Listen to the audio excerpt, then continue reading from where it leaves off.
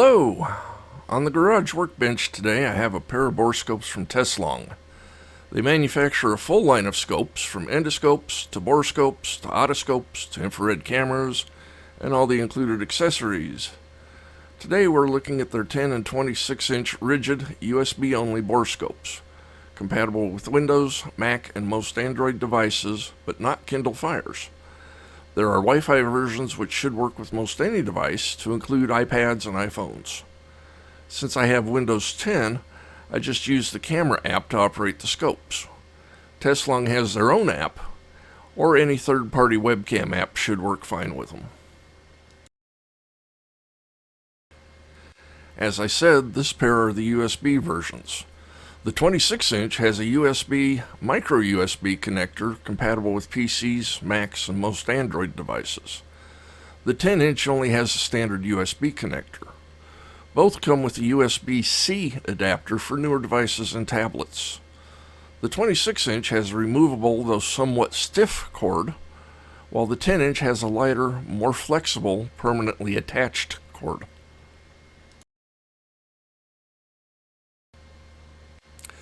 Both of these scopes have inch measurements the full length of the scope, with a nylon slide stop to set a repeatable depth. Let's say you have a particularly nasty spot in a barrel you are working on, cleaning it, or lapping out. Being able to quickly return to that spot to check your progress is quite handy. A few specs here. The borescopes are just under 2/10 of an inch in diameter, so they should fit down my 204 Ruger barrel, though I haven't tried it yet. The camera is a 1 megapixel, giving you a resolution of 1280 by 720. There's 6 adjustable LEDs providing light. You have an inline control switch. They are splash, water, and dust resistant. Teslong states a depth of 1 meter for 30 seconds. The end of the scope is threaded for attaching side view mirrors. It comes with 3 basic mirrors. More on these later. Okay, roll the tape. Today's a Ruger American Predator in .243 Winchester. Recent trip to the range. I shot 20 rounds of Federal PowerShock 100 grain soft tip, and I forgot to take any cleaning items with me. Normally I would clean the barrel about every 5 rounds. It got gross today. Alrighty, boys and girls, keep your arms, hands, legs inside the car at all times till the ride comes to a complete stop. So we start down the barrel. You see some of these black thread-looking things. That's carbon fouling. As we go a little farther in, you're going to start seeing some copper, and of course as we go farther, you're going to see more and more copper. You'll also notice this is a hammer-forged barrel. That's what creates these rings as you go down. The hammer forging process is not a completely smooth process, but it does create some exceptional barrels. This one, for being a $400 gun, shoots 1-inch groups at 100 meters all day long, and so far doesn't seem to be at all ammo fussy, but it is a bear to clean it. We're getting down in towards the end here. We're getting into more and more copper. As we get to the end, you're going to have trouble telling the lands from the grooves. Then you'll see the inside of the muzzle brake.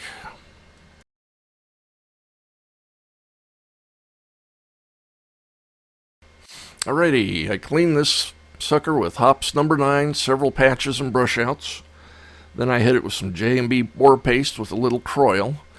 2 applications of Shooter Choice Copper Remover, allowing it to sit 10 minutes between applications. Then cleaned it up with some Butch's Bore Shine, giving it a long soak while we went grocery shopping. Should be clean, right? So here we go again. After all that cleaning, took most of an afternoon. All the carbon's gone. Not seeing any carbon at all here in this barrel now. But as we proceed down, we're going to start running into copper. Lots of copper.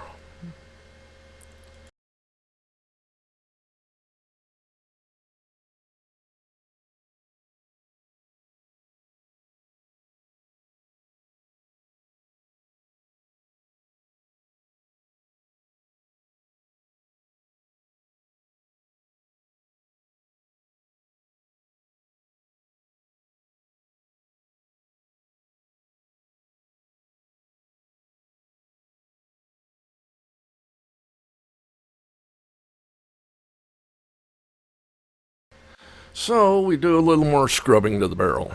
We started off with some J&B bore paste with Croyle again, 10 more minutes of the Shooter's Choice copper remover, 2 more applications of J&B bore paste with Croyle, and then I left it overnight with Butch's Bore Shine in the barrel.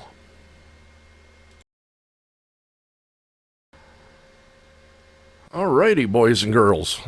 After all that effort, it appears we have a clean barrel, or mostly clean. As we travel down through here, you'll see 1 or 2 smears, small smears of copper still, but no carbon that I'm seeing. We'll throw a mirror on it here in a moment and get a close-up look at the barrel and make sure. I'd like to point out that each one of these cleaning steps I've gone through, with the exception of the copper remover, which is extremely hard on the barrel, and Shooter's Choice tells you not to leave it in the barrel more than 10 minutes, all these steps had a 1 to 2 hour pause between them to allow the solvents to do their jobs. And like I said, we went grocery shopping on the one, and the last one with the Butches sat overnight.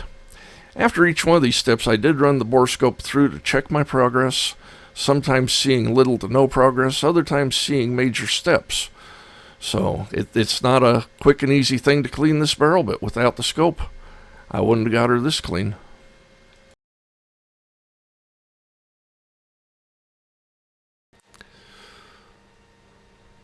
Teslong includes 3 20 caliber mirrors with the scopes. You'll notice they have slightly different aspect ratios, giving a smaller or larger field of view. One trouble with the mirrors is finding focus on bigger calibers. Teslong has now released a 5-mirror caliber-specific set. I'll include them on a later review as they are still on order. Screw the mirror onto the scope, adjust it in and out to find focus, then lock it with the lock ring on the scope. Smaller caliber barrels require the mirror to be closer to the end of the scope. Larger calibers move the mirror down the scope a bit.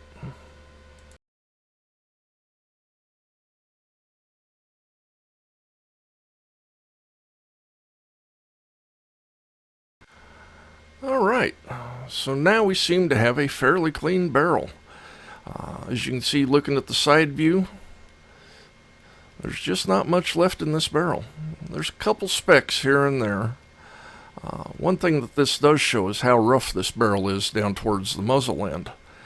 Probably attributes to a lot of that copper fouling we saw.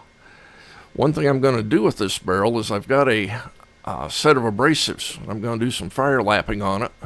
We'll post a video on that experience. I've never actually fire lapped a barrel before, so we'll be learning together.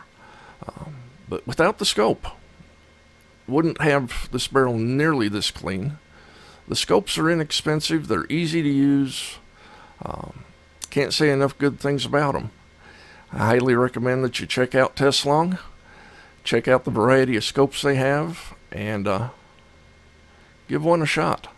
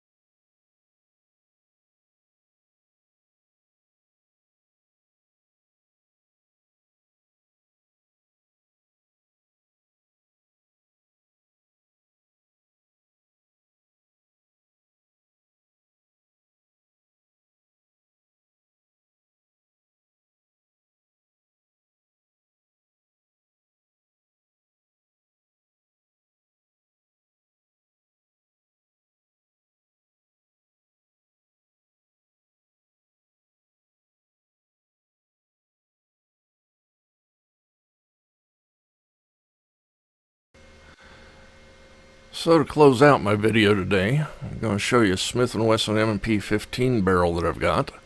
60 rounds, 55 grains Hornady FMJ, 22.5 grains of H335 pushing it, running approximately 3,000 feet per second. This is one of the smoothest barrels I've got, and you'll see there is very little copper in this barrel. A lot of carbon fouling, but I went back and forth through this barrel several times looking for any trace of copper and just found the most minute traces.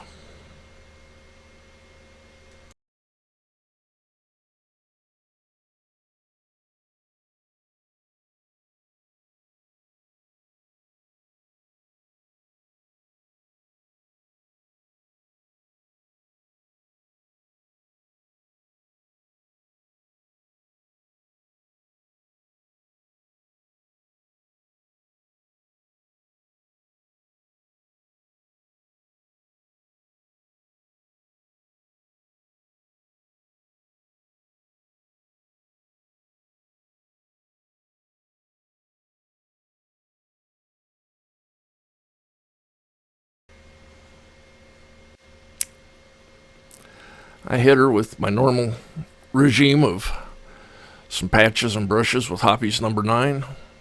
Hit it with a little Butch's Borshine to catch what the Hoppies didn't catch. And spent about 15 minutes working on this barrel. Hard to even find any copper left in it after that.